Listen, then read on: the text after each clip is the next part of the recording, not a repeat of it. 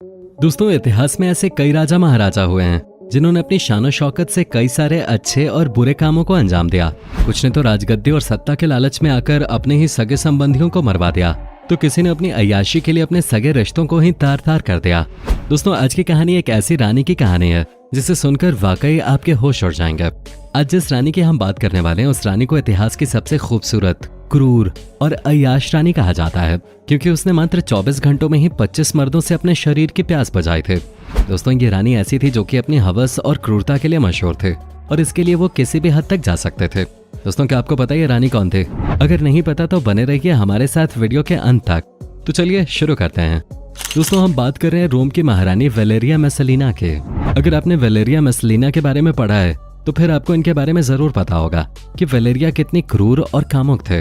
Valeria king क्लैडियस की तीसरी पत्नी थे। आपको बता दें कि वेलेरिया कैलिगुला की बहन थे। बचपन में कैलिगुला ने ही वेलेरिया को पाला पोसा। कैलिगुला के बारे में तो आप सभी जानते ही होंगे कि कैलिगुला की गिनती इतिहास के सबसे क्रूर शासकों में होते हैं, और यही सारे गुण वेलेरिया के अंदर भी भरे हुए थे। दोस्तों, वेलेरिया बचपन से ही काफी सुंदर थे। उसकी सुंदरता का आलम यह था कि उसके ऊपर जिस भी मर्द की नजर पड़ते थे वो उसे देखता ही रह जाता था। दोस्तों, जब किंग क्लैडियस की दूसरी पत्नी की मृत्यु हो गई तो क्लैडियस उदास उदास रहने लगे थे। तभी एक दिन उन्होंने वेलेरिया को देखा, और वेलेरिया को देखते ही क्लैडियस उनकी सुंदरता पर मोहित हो गए। वेलेरिया की सुंदरता से मोहित होने के बाद उन्होंने वेलेरिया से शादी करने की सोची, और क्लैडियस ने वेलेरिया के भाई कैलिगुला के पास वेलेरिया की शादी के लिए प्रस्ताव भेजा। कैलिगुला ने अपनी बहन की शादी क्लैडियस से कराने को रजामंदी दे दी, लेकिन वेलेरिया क्लैडियस से शादी नहीं करना चाहते थे, क्योंकि उसका पहले से ही एक प्रेमी था। लेकिन कुछ राजनीतिक कारणों के चलते उसे क्लैडियस से शादी करनी पड़े। दोस्तों, वेलेरिया एक बहुत ही कामुक रानी थे, और क्लैडियस और वेलेरिया की उम्र में काफी अंतर था। इसलिए शारीरिक इच्छाओं की पूर्ति न होने के कारण वो अपने महल के वेश्यालय में मर्दों से अपनी इच्छाओं को पूरा करने लगे थे। दोस्तों, वेलेरिया की हवस का अंदाजा आप इसी बात से लगा सकते हैं कि उसने रोम की सबसे मशहूर वेश्या सिसिला को इस काम में हरा दिया था। दोस्तों, असल में रोम में उस समय हर साल एक मुकाबले का आयोजन होता था। इस मुकाबले में रोम की जो महिला 24 घंटे में सबसे ज्यादा मर्दों के साथ संबंध बनाते थे उसे रोम की सबसे बड़ी वेश्या कहा जाता था, और उसे इनाम भी दिया जाता था। जब ये बात वेलेरिया को पता चले तो उसने भी इस मुकाबले में भाग लेने की सोची, और बिना किसी को बताए उसने इस आयोजन में भाग लिया। इस बात का पता लगते ही सब तरह तरह की बातें करने लगे, क्योंकि आज तक कभी भी किसी राजा महाराजा के घराने की किसी दासी तक ने वेश्या बनने के काम को नहीं किया था। और फिर वेलेरिया तो एक रानी थी। महल के कई बड़े बड़े लोगों और सलाहकारों ने वेलेरिया को समझाने की कोशिश की, लेकिन उस समय किसी को इस बात की जरा से भी भनक नहीं थी कि वेलेरिया को हर समय सेक्स की इच्छा सताते है। उसने प्रतियोगिता में रोम की सबसे मशहूर वेश्या को हराया और 24 घंटे में 25 पुरुषों के साथ संबंध बनाए। वेलेरिया ने इस प्रतियोगिता को जीतकर ये साबित कर दिया कि वो सेक्स के लिए कितनी दीवानी है, और इसके लिए वो किसी भी हद तक जा सकते थे। इस काम के बाद से वेलेरिया को पूरे राजमहल में एक वेश्या माना जाने लगा।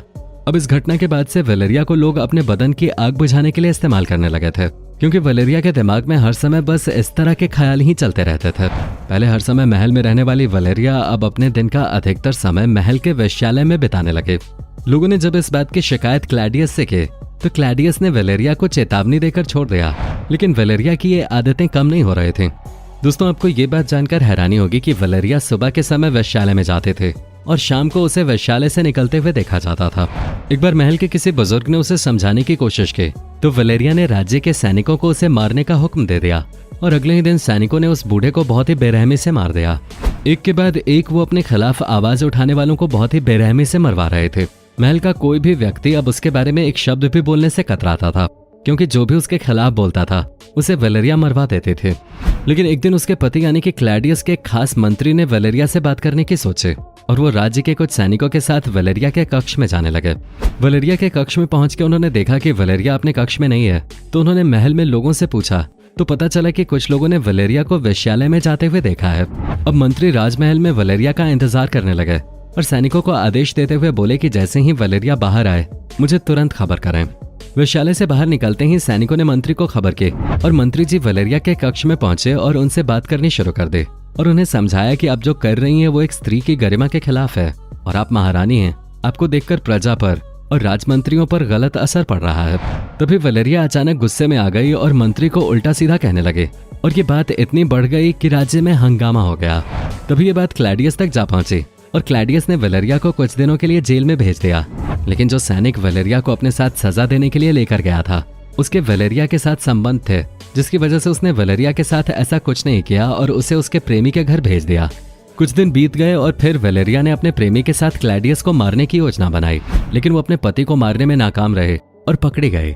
लेकिन उसे क्लैडियस ने कुछ नहीं कहा, क्योंकि वो कैलिगुला की बहन थे और कैलिगुला एक बहुत ही क्रूर शासक था।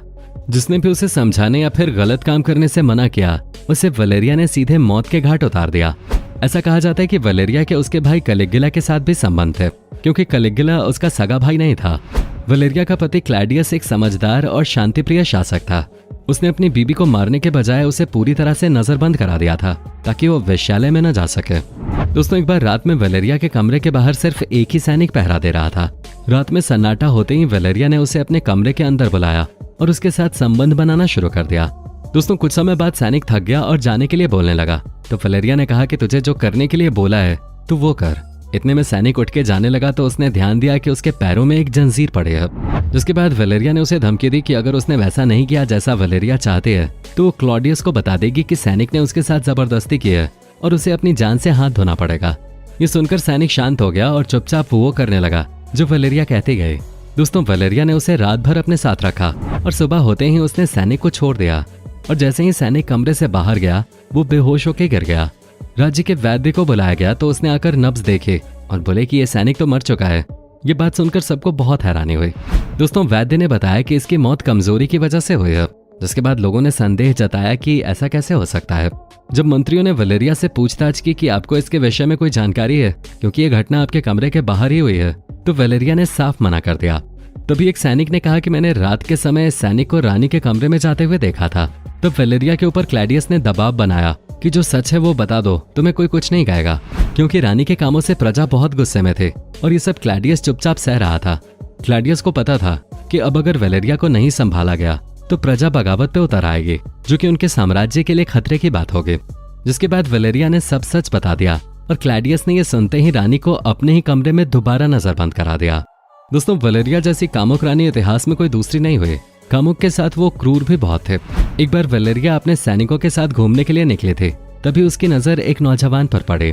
वलेरिया को वो इतना अच्छा लगा कि उसने सैनिकों से बोल के उस नौजवान लड़के को अपने पास बुलाया और उसे बताया कि वो उसे पसंद है और वो उससे शादी करना चाहते हैं। पर लड़के ने मना कर दिया। वलेरिया ने उसे काफी समझाया, पर जब वो नहीं माना तो वलेरिया ने उसे जिंदा जलवा दिया। लेकिन दोस्तों, कहते हैं ना कि कोई कितना भी क्रूर क्यों ना हो जाए, एक समय आता है जब उसे भी मौत का सामना करना ही पड़ता है। ऐसे ही वलेरिया के साथ भी हुआ। एक दिन वलेरिया के पति ने उससे तंग आकर एक सैनिक को उसके पास भेजा और कहा कि जैसे ही वलेरिया तुमसे कुछ भी कहे तुम तलवार से उसका सर धड़ से अलग कर देना। उसने भी ठीक ऐसा ही किया और वलेरिया ने जैसे ही उसे अपने पास बुलाया और लेटने के लिए कहा, उसने उसका सर कलम कर दिया और उसे मौत के घाट उतार दिया। और इस तरह वलेरिया के इन गंदे कामों से रोम को छुटकारा मिला। तो दोस्तों, आज के लिए सिर्फ इतना ही। इतिहास के इस रानी के बारे में आपकी क्या राय है, नीचे कमेंट करके जरूर बताएं। अगर वीडियो पसंद आई हो तो लाइक करके अपने दोस्तों के साथ शेयर जरूर करें और इस तरह की और वीडियोस देखने के लिए इस चैनल को सब्सक्राइब करके बेल नोटिफिकेशन को भी जरूर ऑन कर लें। धन्यवाद।